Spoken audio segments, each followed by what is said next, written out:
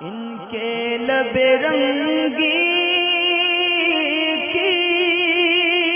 نچھاور تھی کہ جس نے محمود عالم ہے، پوچھتے ہیں کہ کیا نابالغ شخص، نابالغ بچہ امامت کر سکتا ہے، یعنی اس کے پیچھے نماز پڑھی جا سکتی ہے یا نہیں پڑھی جا سکتی؟ اس کا جواب دیتے ہوئے مفتی امجد علی اعظمی رحمۃ اللہ تعالیٰ علیہ بہار شریعت میں فرماتے ہیں، یعنی امامت کی شرائط میں بیان فرماتے ہیں کہ امامت کے لیے جو شرط ہے امام ہونے کے لیے، اس میں ایک عاقل ہونا اور بالغ ہونا بھی شامل ہے۔ لہٰذا امام کے لیے جو شرائط ہیں اس میں جب بالغ ہونا ضروری ہے تو معلوم چلا کہ جب امام میں امام کی شرط پائی نہیں جائے گی تو وہ امامت نہیں کر سکتا۔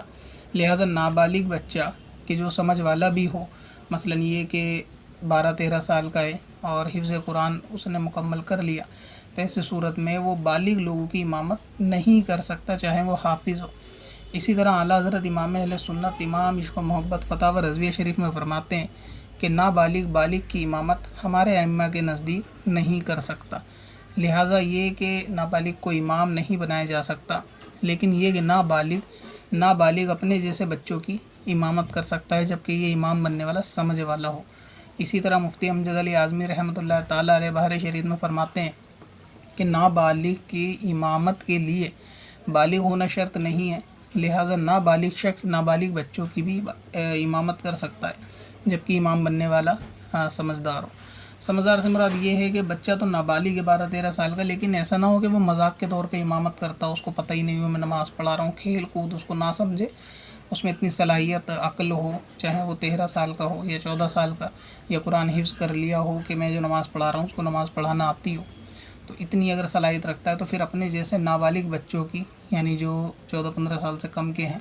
ان کی پھر وہ امامت کر سکتا ہے، مگر بڑے لوگوں کی امامت نہیں کر سکتا۔ بعض جگہ ایسا دیکھا جاتا ہے تراویحوں میں، شاید آپ نے اسی لیے پوچھا ہوگا کہ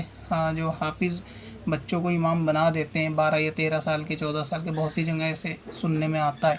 کہ نابالغ بچے کو امامت اس لیے کروا دیتے ہیں کہ وہ سمجھ والا ہوتا ہے۔ تو شریعت میں جو ہے وہ شرط بالغ ہونا ہے، اور سمجھ والا بھی ہونا چاہیے، لیکن بالغ بھی ہونا چاہیے۔